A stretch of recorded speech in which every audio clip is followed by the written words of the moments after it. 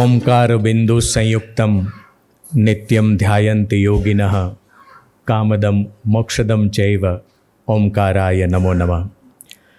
Gujarat વિશ્વકોશ trust સંચાલિત વિશ્વકોશ લલિત કલા કેન્દ્ર આયોજિત આજે આપણે જવાહર બક્ષીને ગઝલના ગહન વિશ્વની યાત્રા એવા વિષય પર સાંભળવા માટે એકત્રિત થયા છીએ.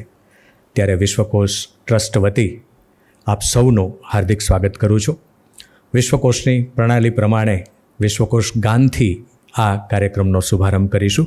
હું બેન શ્રી અલ્પાબેન શાહને વિનંતી કરું, અલ્પાબેન અહીંથી વિશ્વકોશનું ગાન કરે. અહીં જ્ઞાન સૂર્ય સંચરે આપણો ચિત્ત પ્રકાશિત કરે. અહીં જ્ઞાન યજ્ઞ સૌ કરે ચિત્તનો વિશ્વ વિકાસિત કરે. શબ્દ પ્રકાશે અર્થ ઉજાશે, શબ્દ પ્રકાશે અર્થ ઉજાશે, તર્ક મર્મના સહજ વિકાસે. જ્ઞાનામૃત નિર્ઝરે અર્ઘ્ય સૌ સત્યદેવને ધરે. ધન્ય ગુર્જરીની શુભ દ્રષ્ટિ, વિશ્વકોશની એવી સૃષ્ટિ. તમસ તાપ સંહરે અંતરે સુખ સમજણનું ઠરે. રેવા જળશી શક્તિદાયિની, સત્ય સમુદા મુક્તિદાયિની. વિશ્વ વિહારજ કરે શીલ સત્વ સંભરે. ગુર્જરી વિશ્વરૂપને વરે, ગુર્જરી વિશ્વરૂપને વરે, ગુર્જરી વિશ્વરૂપને વરે. ગુર્જરી વિશ્વરૂપને વરે. બેન શ્રી અલ્પાબેને ચંદ્રકાંત શેઠના આ શબ્દોને એમના કંઠમાં આપણી સમક્ષ પ્રસ્તુત કરે. વિશ્વકોશ 1985થી શરૂ થયેલો આ એક જ્ઞાન યજ્ઞ, આપ સૌ સાક્ષી છો એટલે વિગતે વાત નથી કરતો, પણ 4 દાયકા પૂર્ણ કરી રહ્યા છે વિશ્વકોશના આ બધા સોપાનોના. ત્યારે પ્રતિવર્ષ અનેક એવોર્ડ અપાય છે, અનેક વ્યાખ્યાન શ્રેણીઓ છે, અવનવા ગ્રંથોનું પ્રકાશન થાય છે અહીંથી, અને અવનવા વર્કશોપ થાય છે. તો સતત નવું નવું કશુંક કરતું રહેવું એવું અમારા સરનું, કુમારપાલ સરનું સૂચન હોય છે કે આપણે કંઈક નવું કરીએ, વધારેમાં વધારે યુવાન જોડાય. ઉષાબેન, એવો પણ સરનો આગ્રહ હોય છે. તો આજે બહુ સરસ વિષય, ગઝલના ગહન વિશ્વની યાત્રા. ગઝલ શબ્દ જ આપણને તો ગમે, અને જ્યારે એની યાત્રા વિશે વાત થવાની હોય અને જવાહરભાઈ જેવા વક્તા વાત કરવાના હોય તો એ આપણા સૌનું સદભાગ્ય છે. આ ક્ષણે પ્રાસંગિક ઉદ્બોધન માટે હું પદ્મશ્રી કુમારપાલ દેસાઈ સરને વિનંતી કરું, એ વિશ્વકોશ લલિત કલા કેન્દ્ર અને આજના કાર્યક્રમ વિશે થોડી આપણને વાત કરે. જવાહરભાઈ, દક્ષાબેન ને સ્વજનો, આજે એક એવું સરસ સુયોગ છે કે લલિત કલા કેન્દ્ર જેનો પ્રારંભ કરવાનો અમે વિચાર કર્યો. પહેલાં કોઈ હોલ બનાવવાની કલ્પના નહોતી. પછી પૂજ્ય ધીરુભાઈને થયું કે એક નાનો હોલ હોય, થોડો સરસ મજાનો સંગીતનો કાર્યક્રમ થાય, થોડી ચર્ચા થાય. એમાંથી હોલનું આખું તૈયાર કરવામાં આવ્યું ને આયોજન થયું. એ પછી અમે વિચાર કર્યો કે કંઈક લલિત કલાનું કામ થવું જોઈએ. અમારો એક આશય પહેલાં વિશ્વકોશનો હતો, હવે વિશ્વ સંસ્કૃતિ સુધી પહોંચ્યા છીએ. અને અમે જ્યારે અમારો સ્થાપના દિવસ ઉજવીએ છીએ, 2જી, 3જી અને 4થી ડિસેમ્બરે, એ સ્થાપના દિવસનો હેતુ જ વિશ્વ સંસ્કૃતિ પર્વ છે. એટલે હવે અમે એક એવો વ્યાપ આખો વિચાર્યો ધીરુભાઈએ, અને એ અમને સૌને આપ્યો ધીરુભાઈએ એક વખત મને કહ્યું કે આ લલિત કલા કેન્દ્ર કરીશ, નામ રાખીએ. એટલે મેં ધીરુભાઈને કહ્યું આદરપૂર્વક, મારા તો ગુરુ હતા, પિતા સમાન હતા. મેં કહ્યું કે એવું રાખીએ કે ડૉક્ટર ધીરુભાઈ ઠાકર લલિત કલા કેન્દ્ર, કારણ કે એની સંપૂર્ણ રાશિ તો એમને આપેલી. મને કે ના, એ શક્ય નથી, એટલે માત્ર લલિત કલા કેન્દ્ર રહ્યું. એ પછી અમે એક એવોર્ડ જાહેર કર્યો, સવ્યસાચી સારસ્વત એવોર્ડ. જેમણે એ એવોર્ડ માટે અમને બહુ સહયોગ આપ્યો એ સી કે મહેતા, એ ધીરુભાઈમાં ઋષિનું તત્વ જોતા. અને સી કે મહેતા એમ કહ્યું કે કુમારપાળ, આનું નામ ડૉક્ટર ધીરુભાઈ ઠાકર સવ્યસાચી સારસ્વત એવોર્ડ રાખીએ. તમે જુઓ કે આ જગતમાં જ્યાં લોકો સ્વપ્રશસ્તિ માટે દોડતા હોય છે, ત્યાં આવાય માણસો હોય છે. કે ધીરુભાઈએ બહુ અમને કહ્યું, અમે કહેવા ગયા, હું હતો, પ્રિન્સિપલ મોડે હતા. ધીરુભાઈએ કહ્યું કે હજી હું જીવું છું, આવું નામ ન હોય. એટલે આવી વ્યક્તિ કે જેમનામાં એક ઊંડો આધ્યાત્મ હતો, અને આજે એ જ રીતે એક સરસ મજાની આધ્યાત્મિક વિચારધારા, આધ્યાત્મિક ચિંતન, આધ્યાત્મિક સ્વાનુભવ, અનુભવ બીજાના નહીં, સ્વ અનુભવ એવી લઈને વ્યક્તિ આવી છે જવાહરભાઈ. એટલે ખૂબ ખૂબ આપણે એમને આજે આવકારીએ છીએ. આમ તો એમની ઘણા સમયથી રાહ હતી, આજે અમારી એ રાહ પૂરી થઈ છે. એમાં કારણભૂત એ રતિલાલ બોરીસાગર છે. એમને કહ્યું કે જવાહરભાઈ આવે છે અને ઝડપી લેજો. એટલે અમે તો ઝડપી લેવામાં તો કુશળ છીએ જ આપણે અમદાવાદના લોકો. એટલે એ આવ્યા છે. બહુ જ આનંદ, અને એમને વિશે વાત તો અશ્વિનભાઈ કરશે જ, પણ મારે કહેવું છે કે આવી વ્યક્તિ એક આખા સ્વરૂપને કેવું નવું રૂપ આપી શકે છે એ આપણને જવાહરભાઈમાં જોવા મળે છે. આજે આપ સૌ આવ્યા, આટલી મોટી સંખ્યામાં સરસ રીતે આવ્યા, એટલે હું માનું છું કે વિશ્વકોશ કરતાંય વધારે જવાહરભાઈની જે ચાહના છે એ અહીંયા મને પ્રગટ થતી લાગે છે. એ ચાહનાનો અમને વારંવાર એ આવે, આપણને સરસ મજાની વાતો કરે. હજી આ તો પહેલી શરૂઆત જ છે. પછી જે ખરી વાત છે, અમારે ત્યાં ક્રિકેટમાં એક ટ્રાયલ બોલ હોય છે, પછી મેચ શરૂ થાય. એમ એ જે મેચનો બોલ છે એ નરસિંહ મહેતા વિશેનો છે. આ જે ટ્રાયલ બોલ છે, આ બંનેનો, જવાહરભાઈનો ને દક્ષાબેનનો હું ખૂબ સ્વાગત કરું છું. અને અશ્વિનને એમને વિશે વાત કરવા માટે વિનંતી કરું છું. એ પહેલાં હિનાબેનને વિનંતી જવાહરભાઈનું સન્માન કરે, અને હિનાબેનને વિનંતી કે દક્ષાબેનનું સન્માન કરે.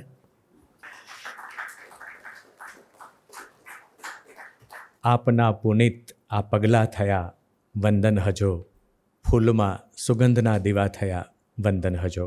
આપ સૌની ઉપસ્થિતિને પણ એકવાર તાળીઓથી વધાવી લઈએ. જવાહરભાઈ પોતાની વાત શરૂ કરે પહેલાં થોડોક એમનો પરિચય મારે આપને કરાવવો છે. જૂનાગઢ એમનું જન્મસ્થાન, અને શિવરાત્રિના દિવસે જન્મ, 19 ફેબ્રુઆરી 1947ના રોજ. એમના સંગ્રહો તારાપણાના શહેરમાં, પરપોટાના કિલ્લા અને નરસિંહ મહેતાની કવિતામાં આધ્યાત્મિકતા. એમના બોલતા પુસ્તકો એટલે કે સીડી રૂપે જે મળે છે આપણને, એ ગઝલ ઉપનિષદ અને ગઝલ ઉત્સવ. સંગીતના એમના આલ્બમ છે તારો વિયોગ, તારા શહેરમાં, ગની રૂહાની. એમને જે સન્માન પ્રાપ્ત થયા છે, નર્મદ સુવર્ણચંદ્રક 1998, ગુજરાતી સાહિત્ય પરિષદે પણ પોખ્યા છે, ગુજરાત સાહિત્ય અકાદમીએ પણ એમને પુરસ્કૃત કર્યા છે. સાહિત્ય જીવન ગૌરવ એમને મહારાષ્ટ્ર ગુજરાતી સાહિત્ય અકાદમી તરફથી પ્રાપ્ત થયો છે. કલાપી એવોર્ડ એમને 2006માં, અને કવિશ્વર દલપતરામ પુરસ્કાર 2019માં, ગિરનાર સાહિત્ય રત્ન પુરસ્કાર અને હરીન્દ્ર દવે પુરસ્કાર અને ભોગીલાલ સાંડેસરા સંશોધન પુરસ્કાર, આ બધા પુરસ્કારો જવાહર બક્ષી સાહેબના નામે છે. એમની વિશેષતા કહું તો બીકોમના વિદ્યાર્થી હતા, સિડેનહામ કોલેજ ઓફ કોમર્સ એન્ડ ઇકોનોમિક્સમાં. સીએનો વ્યવસાય શરૂ કર્યો એમણે 1964માં, અને એમાંથી આ ગઝલના ક્ષેત્રમાં પ્રવેશ થયો. પણ યોગ અને ધ્યાનના પણ એ શિક્ષક છે. વિશ્વ પરિભ્રમણ એમનો રસનો વિષય છે. ગઝલની સરહદો વિસ્તારતા એમણે ખૂબ પ્રયોગો કર્યા છે, અને ગઝલના એબ્સ્ટ્રેક્ટ રોમેન્ટિક મ્યુઝિસિઝમના એ પ્રણેતા છે. અને ગઝલમાં આધ્યાત્મિકતા જે રણકે છે એ આપણને બધાને ખૂબ સ્પર્શે છે. હું એમની જ ગઝલના એક શેરથી એમને આવાહન આપું. ટોળાની શૂન્યતા છું, જવા દો કશું નથી, મારા જીવનનો મર્મ છું, હું છું ને હું નથી. શ્રી જવાહર બક્ષી.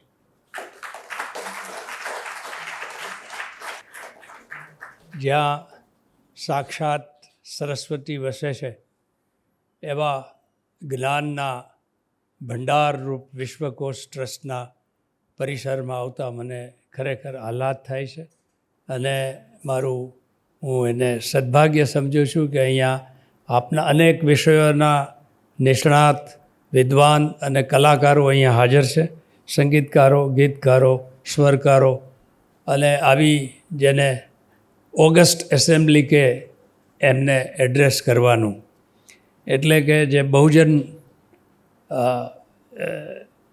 સમાજમાં જે બહુશ્રુત વિદ્વાનો છે એમની વચ્ચે આ મારું એક નાનકડું વ્યાખ્યાન છે. ગઝલના ગહન વિશ્વની યાત્રા એવો વિષય છે. એટલે ગઝલ એક છેતરામણો પ્રકાર છે.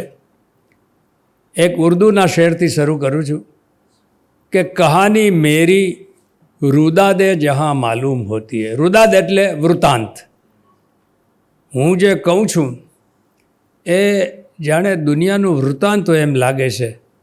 કહાની મેરી રુદાદે જહાં માલુમ હોતી હૈ, જો સુનતા હૈ ઉસી કી દાસ્તાં માલુમ હોતી હૈ. તો આજે સરળતા આપણે કવિઓ અમે ભાવનાનું, સંવેદનાનું વૈશ્વિકરણ કરતા જ હોઈએ છીએ, પણ એ જે કોમન અપીલ છે, જે એનો એક વૈખરીનો અર્થ છે, એની પાછળ ઘણી બધી ગહન યાત્રાઓ હોય છે.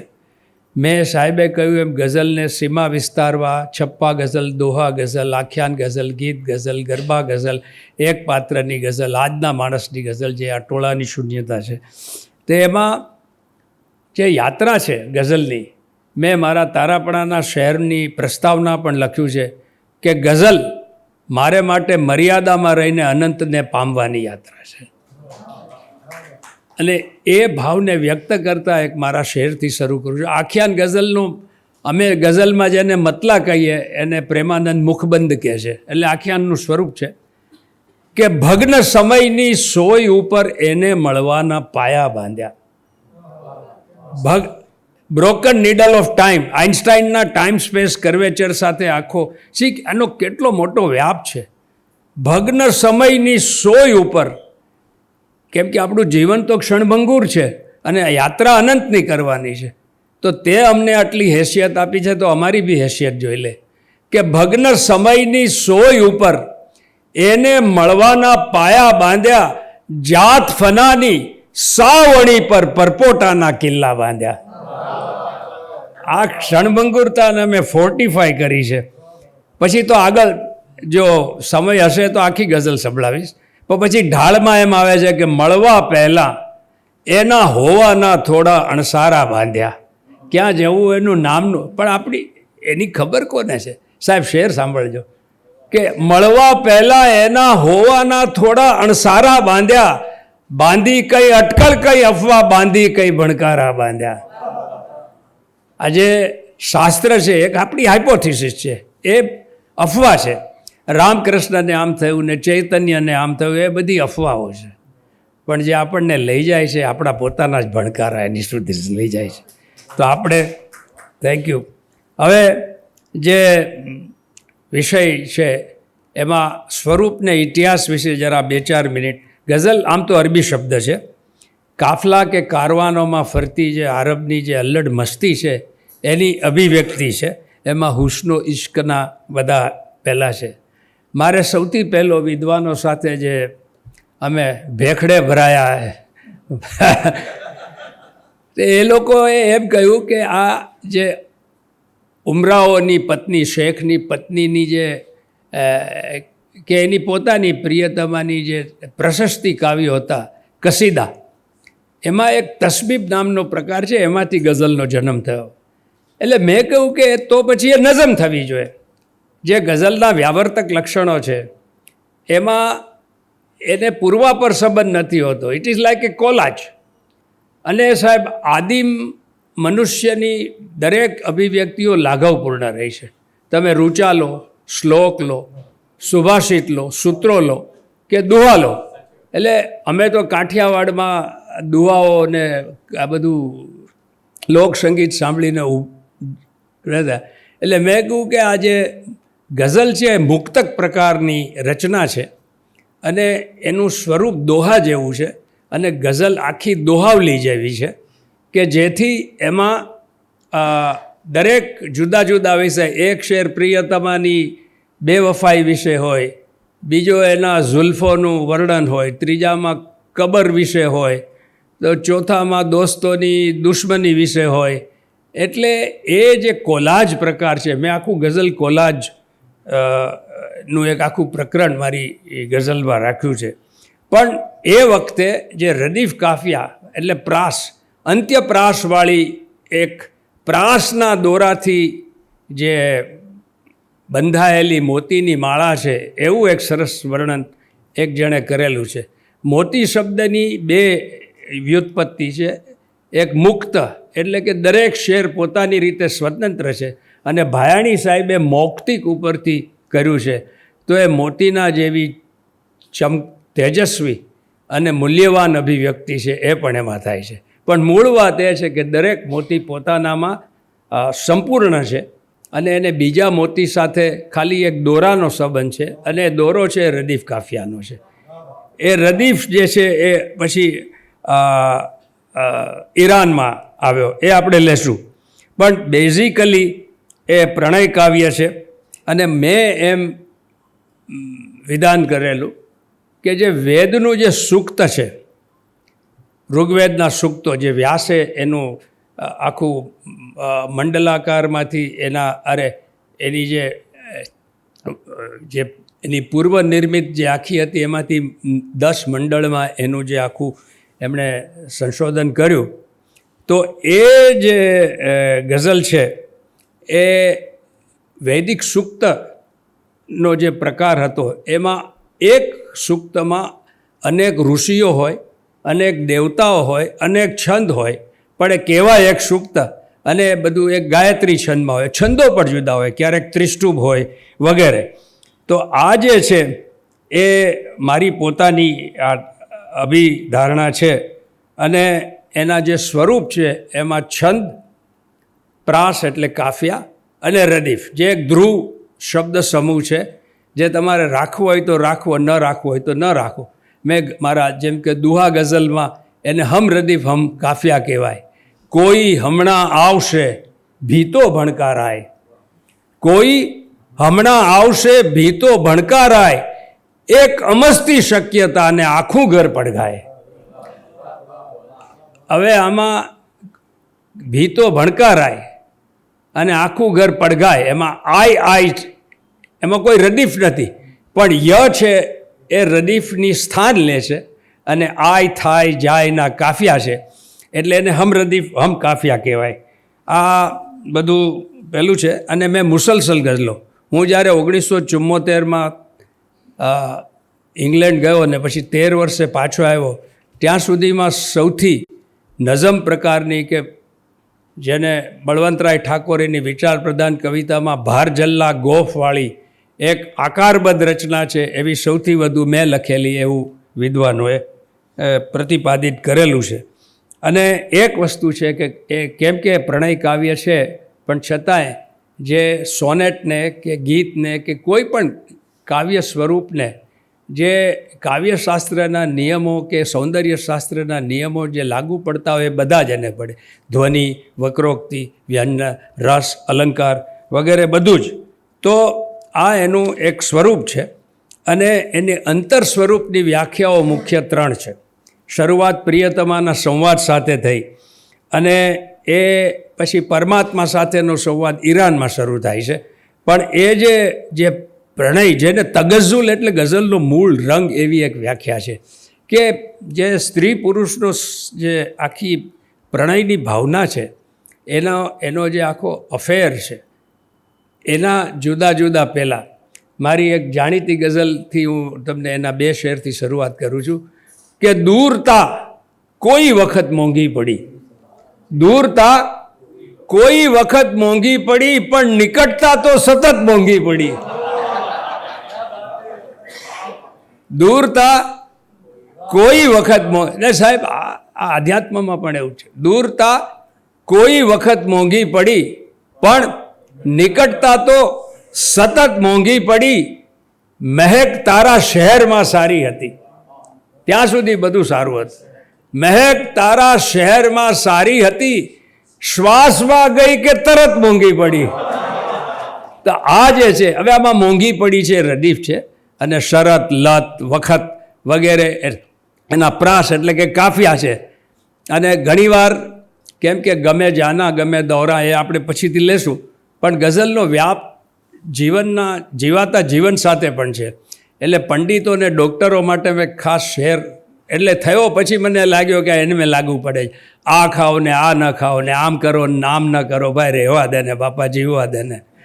તો સાહેબ શેર છે કે જીવવા જેવું જ જીવાયું નહીં, જીવવા જેવું જ જીવાયું. હવે આ એક હું બનારસી બાઈઓ જે અમારા જૂનાગઢના નવાબની બાઈઓ છે, એને બચુભાઈ રાજા અને રૂસવા મઝલુબીને લોકો બોલાવતા, એમની પાસેથી હું આ કળા શીખ્યો છું કે એ લોકો એક પંક્તિ 2-3 વાર ગાય, પછી સાલું છેલ્લે આપણને એમ થાય કે હવે શું મોંઘું પડશે.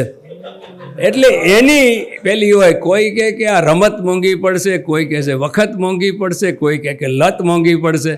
તો જીવવા જેવું જ જીવાયું નહીં, અરે જીવવાની આવડત મોંઘી પડી, જીવવાની આવડત મોંઘી પડી. આમ તો ઘરમાં કશું નહોતું, છતાં બહાર રહેવાની શરત મોંઘી પડી, બહાર રહેવાની શરત મોંઘી પડીને ગઝલ લખવું એ શું છે કે શક્યતાઓમાં સતત સળગ્યા કર્યો, શક્યતાઓમાં સતત સળગ્યા કર્યો, શબ્દ સાથેની રમત મોંઘી પડી. તો આ જે ગઝલનું પહેલું છે. પછી 20મી સદીના સાહેબ મધ્ય ભાગમાં ફિરાક ગોરખપુરીએ એમ કહ્યું કે ગઝલ માત્ર પ્રેમની અભિવ્યક્તિ નથી, પણ દર્દની પણ અભિવ્યક્તિ છે. ગઝાલા એટલે હરણ. એમ કહે છે કે એક હરણ જાય છે અને પારધીનું તીર વાગે છે અને પોતાનો જીવ બચાવવા દોડે છે, નદી આવે છે અને એનો કૂદકો મારવા જાણે એની જીવનની અંતિમ ચીસ જે પાડે એ ગઝલ. એટલે ઉપેક્ષામાં નહીં તો બીજું તથ્ય શું છે બસ એક એની મનાનો અનુભવ, મળ્યાનો વળી બીજો આનંદ શું છે, સિવાય કે એની રજાનો અનુભવ. હવે જો હું માનું તો ખોટું નથી કે હતું એને મારા તરફ પ્રેમ જેવું, ગમે તેમ હો પણ મને છોડી દઈને કરે છે કોઈ ગુનાનો અનુભવ. અને સાહેબ આ શેર ખૂબ પ્રખ્યાત થયેલો છે.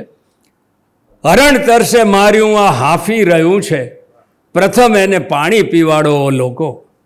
હરણ તરસે માર્યું આ હાંફી રહ્યું છે, પ્રથમ એને પાણી પીવાડો લોકો. તરત એ બિચારાને એ તો ન પૂછો કે કેવો રહ્યો ઝાંઝવાનો અનુભવ. હરણ તરસે માર્યું આ હાંફી રહ્યું, પ્રથમ એને પાણી પીવાડ. ને હવે મૂડમાં છે તો આપણે એક મક્તા પણ સંભળાવી દઉં કે મને થોડી અગવડ પડી રહી હતી એથી, ફના ઘર બદલતા મેં બદલી તો નાખ્યું. જો સાહેબ ગઝલ ક્યાં છે? મને થોડી અગવડ પડી રહી હતી એથી, ફના ઘર બદલતા મેં બદલી તો નાખ્યું, પરંતુ નવા ઘરના સામાન સાથે મેં બાંધ્યો છે જૂની જગાનો અનુભવ. આજે જન્મો જન્મની યાત્રા છે.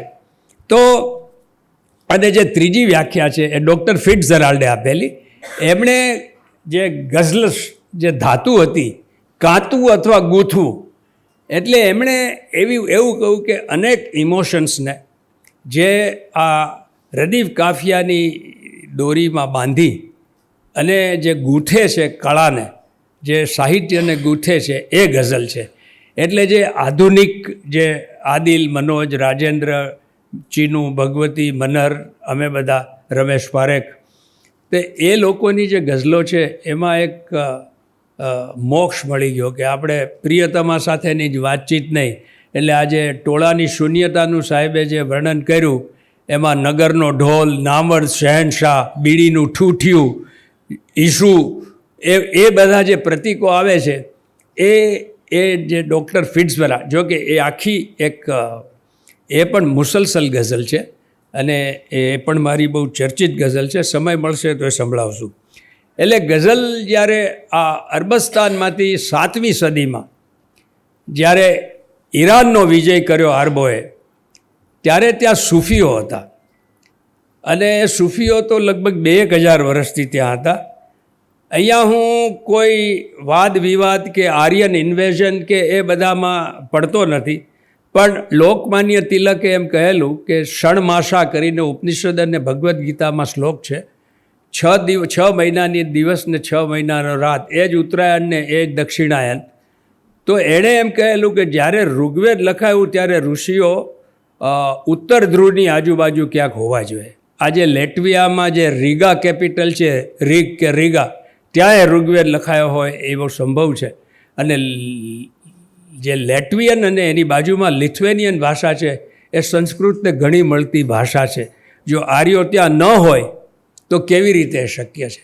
અને જે વુડફર્ડને બધાએ જે લેટિન અને ગ્રીકમાં જે સંસ્કૃતની અસર છે, માતૃમાંથી માદર, એમાંથી મધર થયું, માદર ને મધર, પિતૃમાંથી પીટર, ફેડર અને ફાધર થયું, ભાતૃમાંથી બ્રધર થયું, દંતશાસ્ત્રમાંથી ડેન્ટિસ્ટ્રી થયું, અસ્થિમાંથી ઓસ્થિયોપેથી થયું. એવા અનેક દાખલાઓ આપીને એણે સાબિત કર્યું છે કે સંસ્કૃત ગ્રીક ને લેટિન કરતાં બહુ મોટી ભાષા છે. અને જ્યારે એ ઈરાનમાં આ ઇન્ડો યુરોપિયનમાં એક ઇન્ડો ઈરાનિયન ભાષાનો જે સમૂહ છે જેમાં આપણે છીએ, એવા જે જૂની ફારસી ભાષા હતી અવેસ્તાની, એ સંસ્કૃતની સહોદર ભાષા ગણાતી. સોમનો હોમ, સપ્તાહનું હપ્તા, એવી રીતે થતું. હું મારા મિત્ર અદી મિર્ઝાના પાયદસ્તમાં ગયેલો ત્યારે ત્યાં જે એને શુદ્ધિકરણના જે મંત્રો હતા એ બિલકુલ યજુર્વેદની માધ્યંદીની શાખાના ઉચ્ચાર પ્રમાણે જ થતા હતા અને બિલકુલ વેદપાઠ જ હતા. આપને જાણીને નવાઈ લાગશે કે પારસીઓની અવેસ્તાના જે કરતા હતા એનું નામ અહુરવાન છે, જેનું સાચું નામ અથર્વવાન છે, અને એ જ અથર્વવેદના કરતા હતા કે એમના કુળના કોઈ હતા. અને પારસી 11માં આજે પણ અથર્વવાન લખાય છે. એટલે જે અગ્નિપૂજક દેવતાને, અગ્નિપૂજક આર્યો ને દેવપૂજક આર્યો છૂટા પડ્યા ને એ બધી વાત આપણે માનીએ કે ન માનીએ, પણ એક સમય એવો હતો કે એ પારસીઓ અને વૈદિક આર્યો સાથે રહેતા હતા. અને એ ભાષાશાસ્ત્ર એ જે છે. એક બીજી વાત કરું કે જે ગઝલમાં શરાબ છે, શરાબે તહુર, એનો જે સાકી છે એ સાકીને પીરે મુગા કહેવાતું. પીર એટલે મોટો ને મુગા એટલે પારસીઓનો ધર્મગુરુ. અને આ પરંપરા કુમારપાળભાઈ ઋગ્વેદના 9મા મંડળમાં સોમરસના જે અધ્વર્યું બનાવીને એનો જે આખો જામનો દોર ને એ બધું છે, એ બધું એનાથી એટલે એટલું બધું મળતું આવે છે. અને મેં મારા એક ઇન્ટરવ્યૂમાં બહુ ડિટેલમાં કહેલું, પણ એ શરાબે તાહુરા એટલે દિવ્ય રસ કે જે ડિવાઇન લોકો, દિવ્ય લોકો માટે જ છે. એ સૂફીઓ જે છે, એટલે આજે શરાબ છે મજા માટે પીવામાં નથી આવતો. ગાલિબનો એક શેર છે, બહુ સરસ છે. મૈસે ગરજ નિશાત હૈ કિસ રૂ સિયાહ કો. રૂ એટલે મોઢું અને સિયા એટલે કાળું. કયા કાળમુખાને નિશાત એટલે આનંદની ગરજ છે આ શરાબથી. મૈસે ગરજ નિશાત હૈ કિસ રૂ સિયાહ કો, એક ગુના બેખુદી મુझे दिन रात चाहिए. બસ હું મારા જાતને પણ ભૂલીને પરમાત્મામાં એક એની સુરતામાં રહું, એ મારી પહેલી છે. અને એને કારણે કેમ કે સૂફીઓ છે અનુભૂતિમાં વધારે માનતા, એટલે ધર્મોપદેશ જે એના શેખ અને વાયેઝ ને એ લોકોની સાથે એમના ઝઘડાઓ ખૂબ પ્રખ્યાત છે ને એના સેંકડો શેરો છે. તમને એક સેમ્પલ આપું. જીગર મુરાદાબાદીનો શેર છે કે કિધર સે બર્ક ચમકતી હૈ દેખે એ વાયેઝ. જોઈએ ક્યાંથી વીજળી ચમકે છે. વાયેઝ એટલે ધર્મગુરુ જે ઉપદેશક છે. આવી જા મેદાનમાં. કિધર સે બર્ક ચમકતી હૈ દેખે એ વાયેઝ, મેં અપના જામ ઉઠાતા હું તું કિતાબ ઉઠા. અને સાહેબ જ્યારે ધર્મગુરુને કિતાબ કહે ત્યારે એક જ અર્થ થાય કુરાન. કિધર સે બર્ક ચમકતી હૈ દેખે હૈ વાયસ, મેં અપના જામ ઉઠાતા હું તું કિતાબ ઉઠા. બીજો કહે છે કે તર દામની પે શેખ હમારી ન જાઈયો. આ મારું જે પીધા ચકચૂર પીને મારી જે આ તરબોળ મારો કફની કે એની ચાળ એનો છે દામન, તર દામની, તર એટલે ભીંજાયેલું, તર દામની પે શેખ હમારી ન જાઈયો. દામન નિચોડ દે તો ફરિશ્તે વજુ કરે. વજુ એટલે જે પવિત્ર, તર દામની પે શેખ હમારી ન જાઈયો, દામન નિચોડ દે તો ફરિશ્તે વજુ કરે. હવે એના કારણ જે એની દાર્શનિક ભૂમિકા છે એની 2 મિનિટ વાત કરું કે જે સૂફીઓ હતા એ યોગી ને વેદાંતી હતા. હું સૂફીઓને મળ્યો છું, વિલાયત ખાન, ઇનાયત ખાન, એ લોકોને એક ફ્રાન્સમાં બહુ મોટા હતા, એ મહર્ષિને મળવા આવેલા અને મેં એમને કહ્યું કે આ તમારો સિદ્ધાંત શું છે, હું જે સમજ્યો છું એ સારું છે. મેં અહેમદ ફરાઝ સાથે 4 દિવસ ગાળેલા, તો મેં એમને પૂછ્યું કે આ સૂફીઓની આ વાત છે એ કેટલી સાચી છે, અને એમણે કહ્યું કે તમારી જે ઇન્ફોર્મેશન છે એ સાચી છે. એ આ છે કે જે આપણે વેદાંત છે એ મોનિઝમ અથવા તો નોન ડ્યુઆલિઝમ, એમાં શિવોહમ કે બ્રહ્માસ્મિહમ, એમાં જીવ અને શિવનું એક્ય છે. ત્યારે જે ઇસ્લામ છે જે ઘણા વખત પછી આવ્યો 5મી 6ઠી સદીમાં, તો એમાં જે મોનોથિઝમ છે, એકેશ્વરવાદ, એમાં તમે અલ્લાહ સાથે એક્ય સ્વરૂપ ન કરી શકો ત્યાં સુધી કે પૂનમ પણ નહીં શકો. 14મી કા ચાંદ જે પૂર્ણ છે એનું છે, you cannot compare your self to them. આ લોકોએ જ્યારે પરમાત્મા સાથે એક્ય થાય ત્યારે એ લોકો ભગવાન નથી થતા, પણ એ લોકો પોતાની જાતને એ એકાકાર રૂપે જે કરે છે એ છે. અને એટલે એ જે સૂફી જે અનલ હક, હું બ્રહ્મ છું એવું જે કહેને જે મંસૂર હતા એને સૂળીએ ચડાવીને મારી નાખેલા. પણ મૂળ વાત ગઝલમાં આપણે પાછા આવીએ તો એટલે મૂળ વાત શું છે કે જે સચ્ચિત આનંદ છે એ પ્રિયતમાનો સંવાદ પરમાત્મા સાથે સંવાદ કેમ થાય છે એ મેં પહેલી વાર રજૂ કર્યું ત્યારે હરીરે દવે કહ્યું કે મેં મારી જિંદગીમાં આવું સાંભળ્યું નથી, તમે યોગ સાધના કરી છે એટલે તમે આવું કહી શકો, તમે આ ક્યાંથી લીધું? મેં કહ્યું સાહેબ મેં આ કોઈ પુસ્તકમાં વાંચ્યું નથી. જે હું મહર્ષિ મહેશ યોગી સાથે હું ને મારા પત્ની 10 વર્ષ સ્વિટ્ઝરલેન્ડમાં હતા. જે હું કોઈ સિદ્ધ પુરુષ નથી, કોઈ ગુરુ નથી, કોઈ વિશેષ મારું કોઈ હસ્તી નથી, હું એક સામાન્ય માણસ છું, પણ જે મને આધ્યાત્મિક અનુભવ થયા એના અજવાળામાં મેં કહ્યા છે. તો એ જે કૃષ્ણનો જે ગોપી ભાવ છે, જે પ્રેમ લક્ષણા ભક્તિ નરસિંહની કે સુરદાસની કે મીરાની છે, એમાં પરમાત્મા છે એ કૃષ્ણ રૂપે છે, એ પુરુષ છે, અને કવિ છે કે ભક્ત છે એ સ્ત્રી રૂપે છે. નરસિંહ કહે છે કે દેહ દશા ટળી માહે રહ્યો ભળી, સખીઓની મધ્યે થયો રે ગાવા. એ જ્યારે કૃષ્ણની રાસલીલા જોવે છે ત્યારે એ જેમ 11મા અધ્યાયમાં અર્જુનને વિશ્વરૂપ દર્શન થયેલું એની એક મિનિએચર આવૃત્તિ હતી, એમણે પોતાની ખુલ્લી આંખે એક પ્રકાશમય રાસલીલા જોઈ. તો એ જે આખું છે એનો બેઝ એ છે કે સત ચિત્ત ને આનંદ જે બ્રહ્મ છે, એ જે આખા બ્રહ્માંડને એનર્જી આપે છે એ સત છે. પણ એ સાયન્ટિસ્ટ કહે છે એવી માત્ર ફિઝિકલ એનર્જી નથી, એ અણુમાં ચૈતન્ય સ્વરૂપે છે. નરસિંહ કહે છે ચિત્ત ચૈતન્ય વિલાસ તદ્રૂપ છે, બ્રહ્મ લટકા કરે બ્રહ્મ પાસે. તો આ જે આખી વાત છે એ ચિત્ત હોવાને કારણે, આપણે પણ કોન્શિયસ હોવાને કારણે આપણે એનો આપણી ચેતનામાં અનુભવ કરી શકીએ છીએ. અને આનંદ સ્વરૂપ છે એટલે બ્રહ્મ લટકા કરે બ્રહ્મ પાસે. તો આ જે ભાવ છે એટલે સૂફી એ કૃષ્ણ કાવ્યની ઊંધી રમત માંડે છે. એમાં કવિ પોતે પુરુષ છે, અને અમે બહુ ગૌરવથી કહેતા કે ગોડ ઇઝ અવર ગર્લફ્રેન્ડ, જે એ પ્રિયતમા, જેને સનમ અથવા માશુક કહેવાય છે. આપણે જેમ કાઠિયાવાડમાં કે ગુજરાતમાં સાજન શબ્દ વાપરીએ છીએ, પુરુષ ને સ્ત્રી બંને માટે વપરાતો, એવી જ રીતે સનમ અને જે માશુક છે એ પણ બંને લિંગમાં વપરાતો, પણ જેના વર્ણન છો એ સ્પષ્ટ સ્ત્રેણ છે. એટલે આરા ઈશે જમાલ મેં તુમ હો અભી મગન, તું સૌંદર્યની ટાપટીપમાં બિઝી છે. આરા ઈશે જમાલ મેં તુમ હો અભી મગન ઓર મેને આસમાન કે તારે ભી ગિન લીએ, હું તારી પ્રતીક્ષામાં.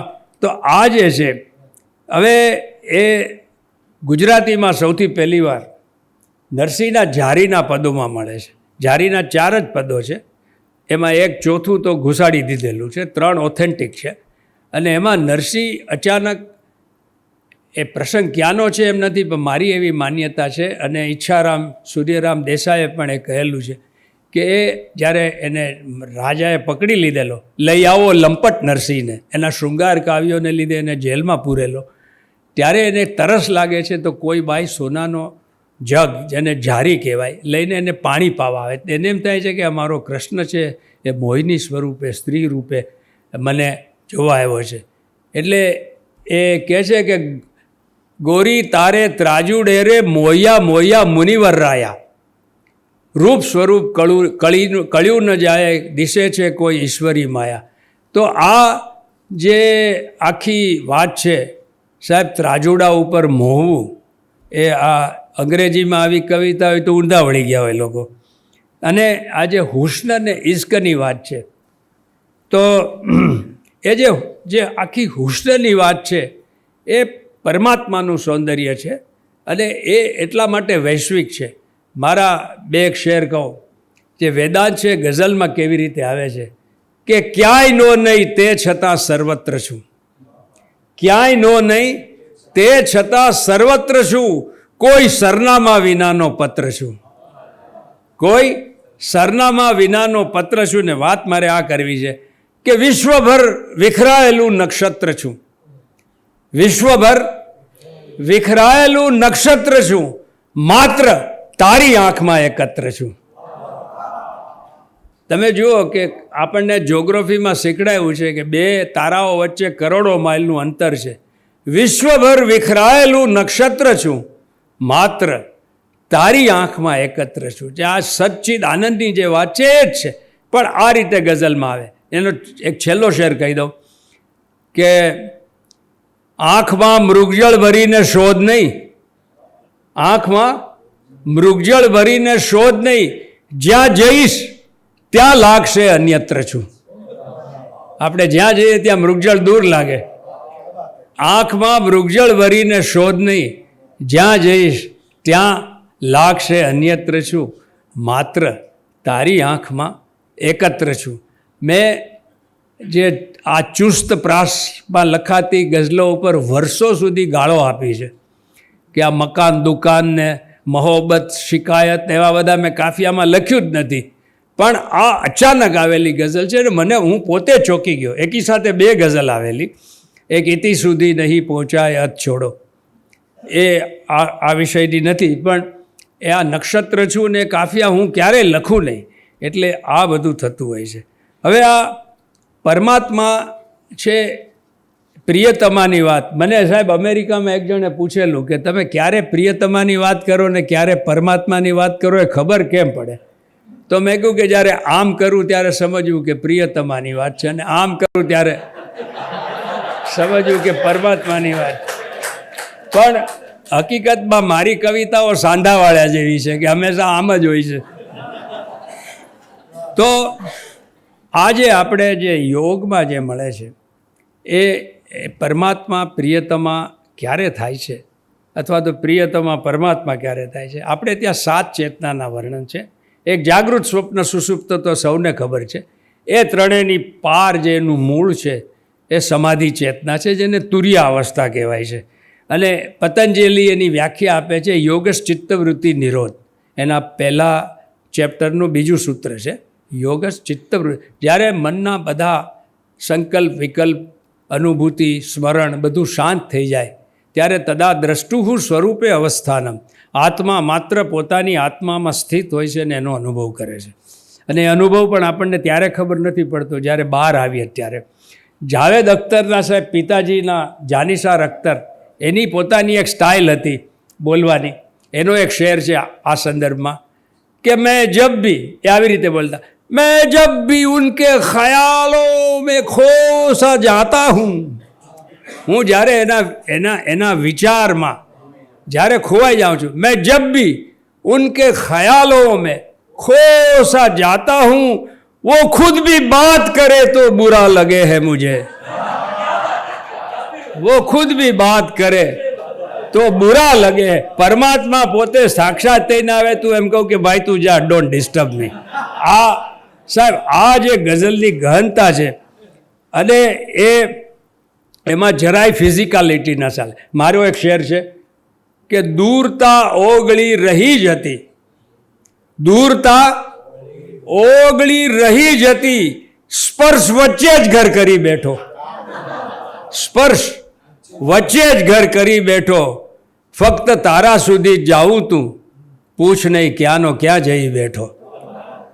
તો આ જે છે, આ સમાધિ જ્યારે વારંવાર જવાથી એ ધીમે ધીમે તમારા જાગૃત અવસ્થામાં સક્રિય થાય છે, અને એ પછી પાંચમું સ્ટેજ જે આવે છે તુર્યાતીત અવસ્થા છે. અને મારી જે ગઝલ છે દશે દિશાઓ, અહીંયા છેલ્લે હું સંભળાવીશ સમય છે, દશે દિશાઓ સ્વયં આસપાસ ચાલે છે, આખું બ્રહ્માંડ મારી આજુબાજુ ફરે છે. દશે દિશાઓ સ્વયં આસપાસ ચાલે છે, શરૂ થયો નથી તો પણ પ્રવાસ ચાલે છે.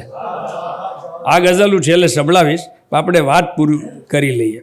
તો આ જે છે, અને પછી જે છઠ્ઠી ચેતના થાય છે, જ્યાં આને કોસ્મિક કોન્શિયસનેસ કહેવાય છે, તુર્યાતીતને, જે પરમહંસ અવસ્થા જ છે. અને એ ભગવત ચેતના ધીમે ધીમે એમ થાય છે કે આ આખું બ્રહ્માંડ તો ઠીક છે, પણ એક ભાવોદ્રેક થાય છે, જે નરસિંહ, મીરા, ચૈતન્ય, સુરદાસને થયેલો. અને એ વખતે આ મારું પોતાનું મંતવ્ય છે, મારો પોતાનો અનુભવ છે કે એ જે હિરણ્ય ગર્ભ છે, જે નરસિંહે કહ્યું છે, જળહળ જ્યોત ઉદ્યોત રવિ કોટમાં, હેમની કોર નિસરે જે મૂલે, નિસરે તોલે, આખું પાઠ ખોટો છે, મારે સાહેબ સાથે વાત થઈ. પણ એ જે હિરણ્ય ગર્ભ છે, જે આપણને સ્વપ્નમાં ઓડિયો વિઝ્યુઅલ દ્રશ્યો દેખાડે છે, જેને શાસ્ત્રમાં તેજસ પુરુષ કહેવાય છે, એનું જે વૈશ્વિક સ્વરૂપ છે હિરણ્ય ગર્ભ છે. એટલે જે નરસિંહને જે કૃષ્ણની રાસલીલા દેખાય, એ નિર્ગુણ નિરાકાર બ્રહ્મ તો નિર્ગુણ જ રહેશે, એ અવિકારી છે. પણ એમાંથી જે એના મૂળમાંથી જે સોનેરી કિરણોનો આખો એક પ્રકાશ ઉત્પન્ન થાય છે. જેમ ભગવદ્ ગીતામાં જ્ઞાતુમ દ્રષ્ટુમ પ્રવિષ્ટુમ, નરસિંહની પણ એવી, તમે એનાથી સભાન થાવ છો, તમે એને જોવો છો અને પછી એમાં પ્રવેશ કરો છો. તો એ એટલે કહે છે કે અચેત ચેતન થયો, ભવતણો અગ ગયો, સૂતી ઉઠી મારી આદ્યવાણી, દેહ દશા ટળી, માહે રહ્યો ભળી, સખીઓની મધ્યે થયો રે ગાવા. તો આ એક જે તમારો ઈષ્ટ હોય છે, તમે શંકરની સાધના કરો તો શંકર, નરસિંહને જે પહેલો સાક્ષાત્કાર થયેલો એ શિવનો થયેલો, એ પરમ શિવ એટલે એ તમારી સમાધિનો સાક્ષાત્કાર હતો. અને જે બીજો રાસલીલાનો થયો એ સાકારનો થયેલો. તો એ જે છે, મને કબીરનો સાહેબ ઘૂંઘટ કા પટ ખોલ તો હે પિયા મિલેંગે, ત્યાં પણ સાહેબ મારો પોતાનો જે અનુભવ છે, એ ઘૂંઘટનો પટ ખુલે છે ત્યારે શું થાય છે, કંઈ નથી બનતું છતાં સંબંધ સંકટમાં નથી. આ મારો મતલબ છે, શેર હું પછી કંઈ નથી બનતું છતાં સંબંધ સંકટમાં નથી, પ્રેમ તો હોવાપણામાં છે એ વધઘટમાં નથી, પ્રેમ તો હોવાપણામાં છે એ વધઘટમાં નથી. ને શેર સાંભળજો સાહેબ, કે ઘૂંઘટનો પટ ખુલે છે ત્યારે શું થાય છે, કે રૂપ તારું કલ્પનાથી પણ વધુ આગળ ગયું, રૂપ તારું કલ્પનાથી પણ વધુ આગળ ગયું, સ્વપ્નમાં જોયો તો જે ચહેરો એ ઘૂંઘટમાં નથી. સાહેબ એ ત્યારે નિર્ગુણ નિરાકાર જ થઈ જાય છે. અને એટલે પછી સાતમી સ્થિતિ આવે છે બ્રાહ્મી ચેતના, કે રામકૃષ્ણ પરમહંસને તોતાપુરીએ કહેલું કે જો તારે એ અદ્વૈત અનુભવવું હોય તો કાળીને તું જવા દે, કાળી ઉપર તલવાર ચલાવને, એવા ઘણા બધા એના પહેલાં છે. અને એ જે બ્રાહ્મી ચેતના છે ત્યારે બધા વળગણો. સાહેબ ઇકબાલ સાહેબનો શેર છે, સાંભળજો, કે મજનૂને શહેર છોડા તો સહેરા બી છોડ દે. સહેરા એટલે રણ. એ ગામ છોડીને રણમાં ગયો, હવે રણમાંથી એ મન હટાવી લે. મજનૂને શહેર છોડા તો સહરા બી છોડ દે, નઝારે કી હવસ હે તો લૈલા બી છોડ દે. તને જો ખરેખર સત્ય દર્શન કરવું હોય તો આ લૈલાને પણ છોડી દે. તો અને નરસિંહ યહૂદી મોઝેસ, જેને ઇસ્લામમાં હજરત મૂસા કહેવાય છે, એ પરમાત્માનો પ્રકાશ જોઈ શકાતો નથી ને જોવા ગયા તો મહિનાઓ સુધી બેભાન રહ્યા કોહે તૂર પર. અને નરસિંહ સાહેબ એ પ્રકાશની વાત કરે છે. વિશ્વ સાહિત્યમાં સ્થાન પાવે એવી પંક્તિ છે કે બત્તી વીણ તેલ વીણ સૂત્ર વીણ જો વળી અચળ જળકે સદા વિમળ દીવો. એક એવો દીવો જેમાં તેલની જરૂર નથી, બાકસની જરૂર નથી, વાટની જરૂર નથી, અને એ નોન પોલ્યુટિંગ, વિમળ અને અચળ. બત્તી વીણ તેલ વીણ સૂત્ર વીણ જો વળી અચળ જળકે સદા વિમળ દીવો. તેને જોવો કેમ? નેત્ર વીણ નિરખવો, રૂપ વીણ પરખવો, અરે વણ જીવવાય રસ સરસ પીવો. તો આ જે આખી વાત છે, તો એ ગઝલ જે છે એની યાત્રા છે, એનું સંઘર્ષ છે, એમાં દર્દ છે. અને યાત્રા છે એ પ્રતીક્ષા, તિતિક્ષા, વિરહ, સંભવિત નિષ્ફળતા. કોઈ ગેરંટી નથી કે આ જન્મમાં તમે પરમાત્માને પ્રાપ્ત. ચરે વેતી તમારે ચાલતા જ રહેવાનું છે. અને એ જે આખી એના ઘણા બધા હજારો શેર જે ખરેખર સુંદર અભિવ્યક્તિઓ છે એ ટાંકી શકાય એમ છે. મારા 2-3 શેર કહું છું. આ એક મતલા ઉપર આખી નવલકથા અશ્વિની દેસાઈએ લખેલી, ઝરૂખો કરીને, અને પ્રાઇઝ પણ મળેલું. બધા વિકલ્પ પુરાઈ ગયા છે કિલ્લામાં. આખું ઓલ ઓલ્ટરનેટિવ્સ, બધા વિકલ્પ પુરાઈ ગયા છે કિલ્લામાં, ફર્યા કરે છે સંબંધ એકલો ઝરૂખામાં. હજી જો જે ગઝલની જે મજા છે આ છે કે હજી સુધી તો તમારી અસર અધૂરી છે. હજી સુધી તો તમારી અસર અધૂરી છે, હજી એ જોવું ગમે છે મને અરીસામાં. તે હજી એટલો પાયમાલ નથી કર્યો મને, હજી મારો અહંકાર જીવે છે. હજી સુધી તો તમારી અસર અધૂરી છે, હજી એ જોવું ગમે છે મને અરીસામાં. અને સાહેબ શેર સાંભળજો, જે ડિસ્પોન્ડન્સીમાંથી હોપ તરફ જવાની વાત છે કે તમારા આવવાની શક્યતાઓ ફેલાવી, તમારા આવવાની શક્યતાઓ ફેલાવી, વિરહને ફેરવી નાખું છું હું પ્રતીક્ષામાં. તમારા આવવાની શક્યતાઓ ફેલાવી, વિરહને ફેરવી નાખું છું હું પ્રતીક્ષામાં. પણ મેં કહ્યું એમ કોઈ ગેરંટી નથી સાહેબ. મારી એક જન્મોજન્મ યાત્રા, અને છતાંય જે મળતું નથી એનો શેર સાંભળ્યો. હરીન્દ્રભાઈ આના ઉપર પણ વ્યાખ્યાન કરેલું. ઓળંગ એ ગઝલ એમ છે કે કોઈ ખબર પડી નહીં આવી જનારની. આ હું 2 રીતે બોલું છું. કોઈ ખબર પડી નહીં આવી જનારની, કોઈ ખબર પડી નહીં આવી જનારની, બસ આટલી જ વાર્તા છે ખુલ્લા દ્વારની. અને એમાં છેલ્લો શેર છે કે ઓળંગ્યા સર્વ પહાડ નદી દરિયા વન ને રણ. આ જો આખો એનો એક તો લેન્ડસ્કેપ, પહાડમાંથી નદી દરિયાને મળે, વન, વાનપ્રસ્થ, આ જિંદગીના આખા સ્ટેજીસ છે. પહાડ આપણું ફિટલ સ્ટેટ ઓફ એક્ઝિસ્ટન્સ, નદી બાળપણ, સંસાર સાગર, વન વાનપ્રસ્થ, અને રણ સંન્યાસ.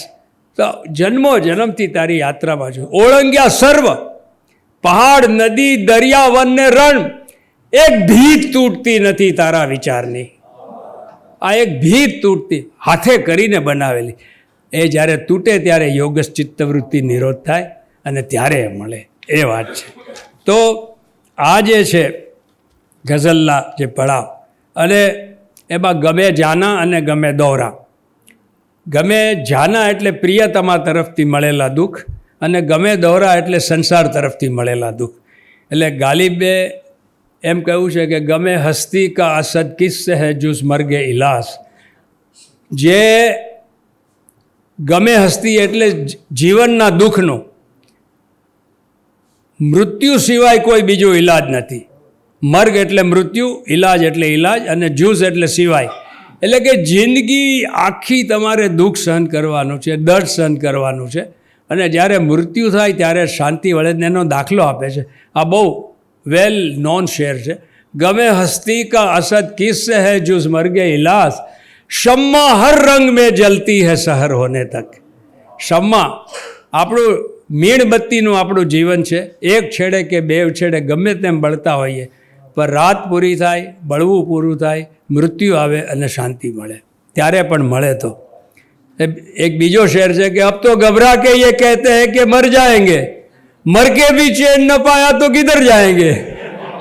અને સાહેબ ફિરાક ગોરખપુરી ગાલિબની આગળ જઈને એક વાત કરે છે, એને મેં ખૂબ સાંભળ્યા છે, અને એમની એક સ્ટાઇલ હતી, मौत का भी इलाज हो शायद, मौत का भी इलाज हो शायद, जिंदगी का कोई इलाज नहीं. હર ક્ષણે તમારે જીવવું પડે છે. અને મીરાના નામની જે છે, મીરાની તો એ ભાષા હોય જ નહીં, પણ ઉપાડી ગાંસડી વેઠની રે કેમ નાખી દેવાય, એ છે રણછોડરાય શેઠની રે કેમ નાખી દેવાય. એ પછી ઉર્દુમાં એવી રીતે આવે કે મુझे ગમ ભી ઉનકા અજીઝ હૈ કે ઉन्हीं की दी हुई चीज़ है. એટલે આ રીતે છે. તો ભારતીય સૂફી પરંપરાનો મેળ પણ મેં મેળવ્યો છે, જે એના હું જલ્દી પાસ કરું છું કેમ કે મિત્રો ગઝલ સાંભળવા માટે આતુર છે. તો જે અબ્દિયત, જે પહેલો તબક્કો છે દાસ ભક્તિ છે, પછી ઈશ્ક એટલે પ્રેમ, પ્રેમ લક્ષણા ભક્તિ.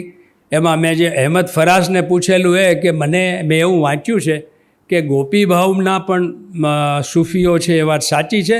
તો મને કે हाँ बख्शी साहब, हमारे पाकिस्तान में भी ऐसे सूफी हैं जो अपने आप को औरत समझ के बंदगी करते हैं, જે પુરુષો.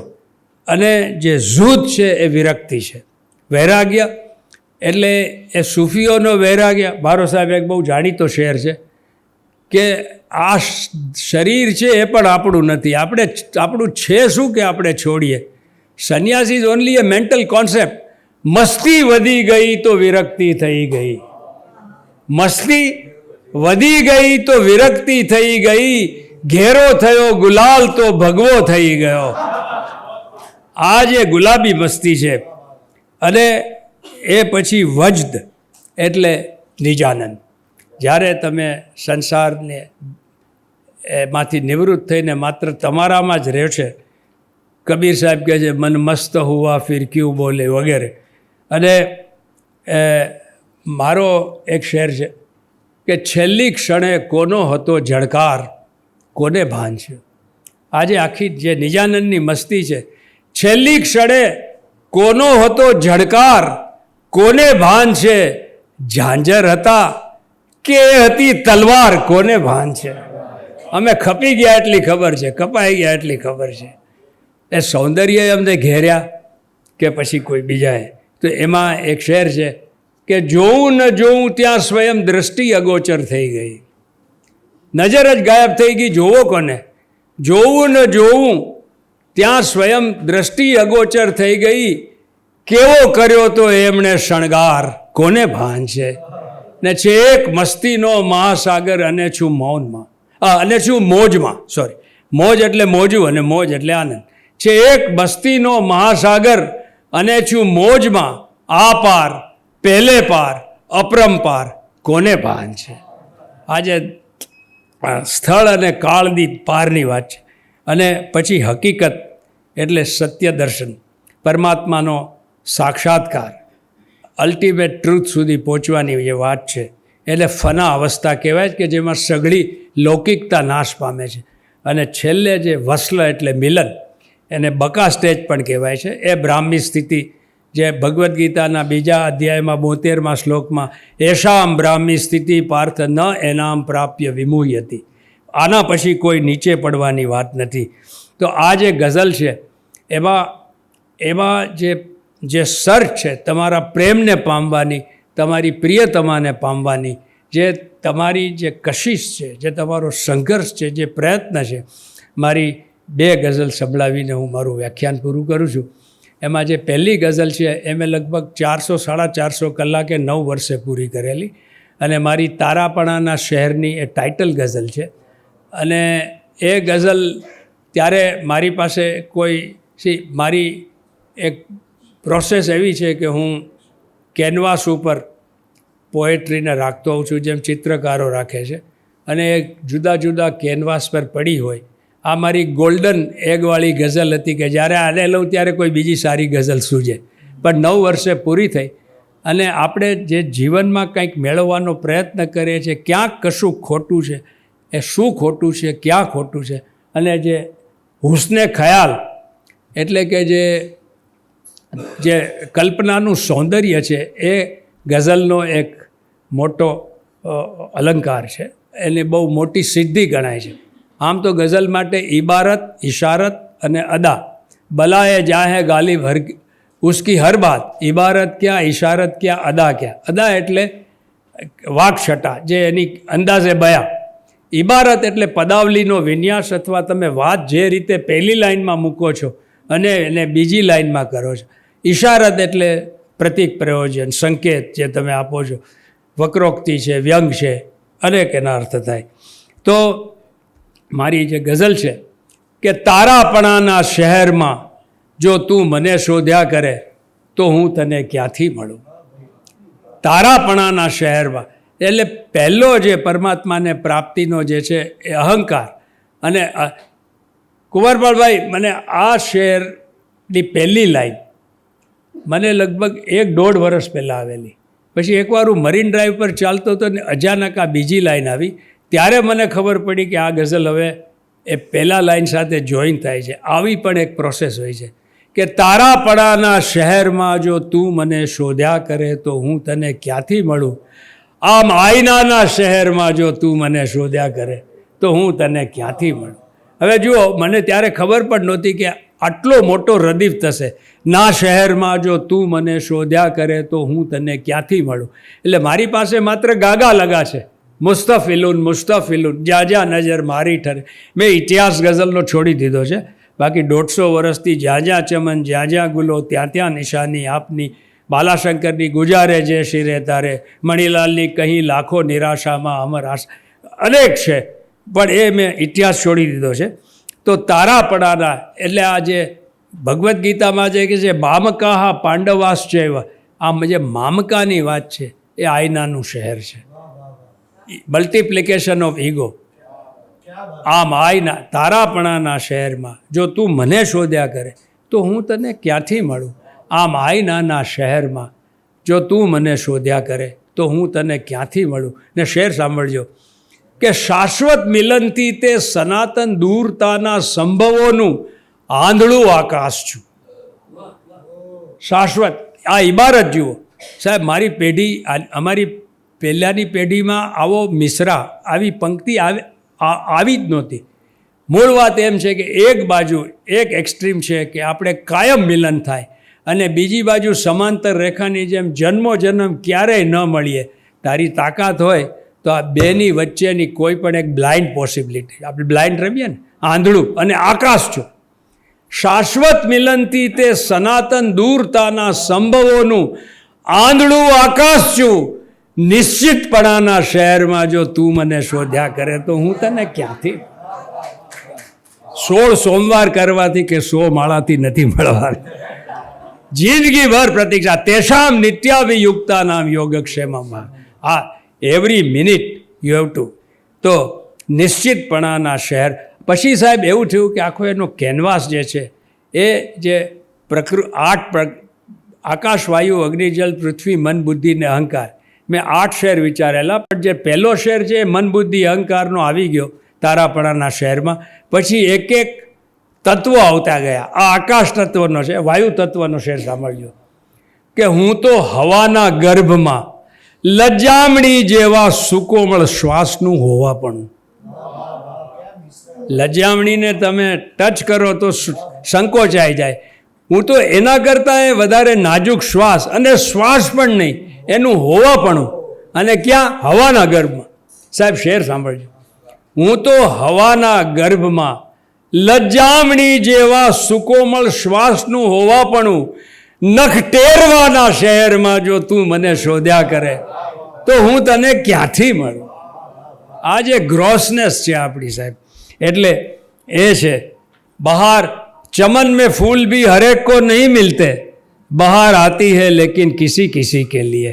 એ જે આ જે ડિવાઇન છે, જે દિવ્ય છે, જે ગ્રોસ સ્થૂળતાને ક્રોસ કરી ગયા છે એને, એટલે હું તો હવાના ગર્ભમાં લજ્જામણી જેવા સુકોમળ શ્વાસનું હોવાપણું નખટેરવાના શહેરમાં જો તું મને શોધ્યા કરે તો હું તને ક્યાંથી મળું. ને શેર સાંભળજો કે ભાંગ્યો તૂટ્યો અક્ષર છું, સૌ સંકેતના ચહેરા ઉપર હું ઝીણું ઝીણું જળજળું. આ અક્ષર એટલે કવિનો અક્ષર અને સંકેત. સાહેબ, અક્ષર એટલે જે અવિનાશી અક્ષર છે. આપણે જે બિગ બેંગની થિયરી છે એ જ્યારે એ અવિનાશી અક્ષર તત્વમાં સ્ફોટ થાય છે અને ઓમ શબ્દથી અકાર ઉકાર મકારથી આખી સત્વ રજસ તમસ બ્રહ્મા વિષ્ણુ મહેશ મહાકાલી મહાલક્ષ્મીમાં જે કહો તે એ ઉત્પન્ન થઈને આખું બ્રહ્માંડની રચના થાય છે. તો એ ત્યાં સુધી આ ગઝલની ગહનતા જાય છે. ભાંગ્યો તૂટ્યો અક્ષર છું, સૌ સંકેતના ચહેરા ઉપર હું ઝીણું ઝીણું જળજળું. શબ્દ અંધતાના શહેરમાં જો તું મને શોધ્યા કરે તો હું તને ક્યાંથી મળું. શબ્દાંતા બંને રીતે, કે જેમ જન્મથી અંધ છે, જેને શબ્દ જેને ખુલ્યો નથી એવો ગમાર, અને મહાન પંડિતો કે જે પોથીના રીંગણા લઈને ફરે છે. શબ્દાંતતાના શહેરમાં જો તું મને શોધ્યા કરે. અને આ છેલ્લા બે શેર મારા બહુ ગમતા શેર છે. સાહેબ, શેર સાંભળજો. જળ તત્વનો શેર છે કે જળ છું, બરફ છું, ભેદ છું, ઝાકળ છું, વાદળ છું, સતત મૃગજળ સુધી ભીનોદ છું. આમાં કુમારપાલભાઈ પંચીકરણ છે. જળ તો જળ છે. પૃથ્વી તત્વનું જળ એટલે બરફ, અગ્નિ તત્વનું જળ એટલે ભેજ, વાયુ તત્વનું જળ એટલે ઝાકળ, આકાશ તત્વનું જળ એટલે વાદળ, અને તારી તાકાત હોય તો માયામાં પણ મળું છું મૃગજળ સુધી. મૃગજળમાં ભીનો છું એ કહેવાનો પાપ નથી કરતો હર્ષદા. જળ છું, બરફ છું, એક શરત છે. ને શું શરત છે સાંભળજો. એટલે તને જે સ્વરૂપમાં જોઈએ એ સ્વરૂપમાં હું મળું. કૃષ્ણ, હનુમાન, ગણેશ, શિવ, રામ, કૃષ્ણ, તું કે તે જળ છું, બરફ છું, ભેજ છું, ઝાકળ છું, વાદળ છું, સતત મૃગજળ સુધી ભીનોદ છું. તરસ્યા વિનાના શહેરમાં જો તું મને શોધ્યા કરે તો હું તને ક્યાંથી મળું. તરસ્યા. સૂફી યાત્રાનો પહેલો પાયો છે તલબ. ઇકબાલ પણ કહે છે કે એને મળવું હોય તો તલબ પેદા કર. આ તલબ જે છે, તરસ્યા વિનાના શહેર, આપણે જેને ઈશ્વર પ્રણિધાન કહીએ છીએ. અને શંકરાચાર્ય કહે છે જેટલું તીવ્ર હોય એટલે તમે જલ્દી પહોંચજો. તરસ્યા વિનાના શહેરમાં જો તું મને શોધ. ને છેલ્લો શહેર છે, પૃથ્વી તત્વનો શહેર છે. આપણા બધા 100 રૂપિયા કિલો ટમેટામાં એ છોકરાઓને ભણાવવાના છે. કે સાહેબ, શેર સાંભળજો કે અસ્તિત્વના ચારે તરફ ધસમસ થતા પૂર વચ્ચે એક અવિચળ સ્તંભ છું. આમાં પ્રહલાદનો રેફરન્સ લેવો હોય તો લેવાય, અને થાંભલો ફાડીને મળ્યા. પણ અસ્તિત્વના ચારે તરફ ધસમસ થતા પૂર વચ્ચે એક અવિચળ સ્તંભ છું. માટી પગાના શહેરમાં જો તું મને શોધ્યા તો હું તને ક્યાંથી. એક પગલું ભરીને ઓગળી જઈશ. અસ્તિત્વના ચારે તરફ ધસમસ થતા પૂર વચ્ચે એક અવિચળ સ્તંભ છું. માટી પગાના શહેરમાં જો તું મને શોધ્યા કરે તો હું તને ક્યાંથી મળું. તારાપણાના શહેરમાં જો તું મને શોધ્યા કરે તો હું તને ક્યાંથી મળું. આમ આયનાના શહેરમાં જો તું મને શોધ્યા કરે તો હું તને ક્યાંથી મળું. એક છેલ્લી ગઝલ. રૂપ તારું કલ્પનાથી પણ વધુ આગળ ગયું. સ્વપ્નમાં જોયો તો જે ચહેરો એ ઘૂંઘટમાં નથી. ઘટ ફૂટ્યો માટીમાં માટી તો મળી, એક ફેર છે. ઘટ ફૂટ્યો માટીમાં માટી તો મળી, એક ફેર છે.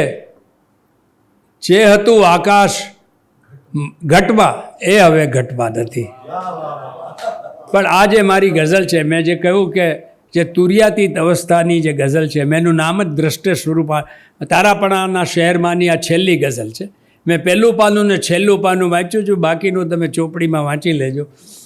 તો આ ગઝલ છે એ સૂફીઓની, યોગીઓની જે અઠંગ જે સમાધિ પછીની જે સ્થિતિ છે કે જેમાં એને બહારનું કશું જ પહેલું નથી, તો એ ગઝલ. હવે જેમ મેં તારાપણાના શહેરમાં ને આખ્યાન ગઝલ 400-500 કલાકની મહેનતે લખી, આ ગઝલમાં મારો એક અક્ષર વારો નથી.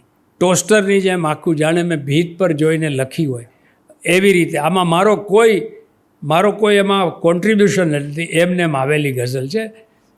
ઉમાશંકર જેને કવિની સમાધિ કહેતા, એક એવું એકાંત કે જેમાં પ્રતિક, છંદ, લય, શબ્દનું ઔચિત્ય બધું એક સાથે જ પ્રગટ થાય એવી મને પોતાને ખબર નથી કેવી રીતે આવી, પણ 2-3 મિનિટમાં પૂરું કરું છું. દશે દિશાઓ સ્વયં આસપાસ ચાલે છે. મેં કહ્યું એમ, હું પલાઠી માળીને બેઠો છું ને આખું બ્રહ્માંડ મારી આજુ ફરે છે. દશે દિશાઓ સ્વયં આસપાસ ચાલે છે, શરૂ થયો નથી તો પણ પ્રવાસ ચાલે છે. ને સાહેબ શેર સાંભળજો કે કશે પહોંચવાનો ક્યાં પ્રયાસ ચાલે છે. જેમ સંન્યાસ બકવાસ છે એમ મંઝિલ પણ બકવાસ છે સાહેબ. આપણે ક્યાંય જવાનું હોતું નથી. From infinity two infinity, from our self to our self, આટલી જ યાત્રા છે. છતાંય આપણે જીવીએ છીએ. અને કેમ? કશેય પહોંચવાનો ક્યાં પ્રયાસ ચાલે છે, અહીં ગતિ જ છે વૈભવ, વિલાસ ચાલે છે. આ સાહેબ આ નરસિંહમાંથી આવ્યો, ચિત્ત ચૈતન્ય. આ મેં ગઝલ નરસિંહને અર્પણ કરી, છેલ્લે નરસિંહ પ્રગટ થશે. કશેય પહોંચવાનો ક્યાં પ્રયાસ ચાલે છે, અહીં ગતિ જ છે વૈભવ, વિલાસ ચાલે છે. અને શેર સાંભળજો કે કોઈનું આવવું નહીં આવવું, જવું ન જવું, કોઈનું આવવું નહીં આવવું, જવું ન જવું, અરે અમસ્તો આંખમાં ઉઘાડવાસ ચાલે છે. સાહેબ આ ઉઘાડવાસ મેં શબ્દ મારી ડિક્શનરીમાં જ નહોતો. અમસ્તો એટલે કોઈ, એનું કારણ છે કે પતંજલિ એમ કહે છે કે જેવી સમાધિ તૂટે ત્યારે વૃત્તિ સારૂપ્ય મિત્ર. ગોરી તારા નેપુર રણજણ વાજણા, દર્શકે એમ કહ્યું કે કોઈ ભલે કે આ હું માનું, પણ આ નરસિંહની પહેલી પંક્તિ ને પછીની પંક્તિનો કોઈ મેળ ખાતો નહીં. હજી સુધી કોઈ વિદ્વાન એનો તાળો નથી મેળવ્યા. ને મેં સાહેબ મારી રિસર્ચ બુકમાં કહ્યું છે, પતંજલિનું 2, 3, 4, 5, 6 સૂત્ર લગાડો તો આખી કવિતા ખુલી જાય છે. એ નેપુણ રંજણ વાંજણા છે, એ વૃત્તિ સારૂપ્ય મિત્રતા છે. આ જે કોઈનું આવવું નહીં આવવું એ બહારની છે. આ અઠંગ બેઠો છે, કોઈનું આવવું નહીં આવવું, જવું ન જવું, અમસ્તો આંખમાં ઉઘાડવાસ ચાલે છે. ને આજના છેલ્લા 2 શેર મને ખૂબ ગમે છે કે દશે દિશામાં સતત એક સામટી જ સફર, simultaneous and constant journey into infinity. હું જોઉં છું તો આમ પણ ફેલાવું છું, આમ પણ ફેલાવું છું, આમ પણ એક વિસ્ફોટ છે. દશે દિશામાં સતત એક સામટી જ સફર, અને હું એ ન જાણું કે શ્વાસ ચાલે છે. અને હું એ ન જાણું કે શ્વાસ ચાલે છે. ને આજનો છેલ્લો શેર અહીં નરસિંહ પ્રગટ થાય છે કે અટકવું, અટકવું એ ગતિનું જ કોઈ રૂપ હશે. અટકવું એ ગતિનું જ કોઈ રૂપ હશે. હું સાવ સ્થિર છું, મારામાં રાસ ચાલે છે.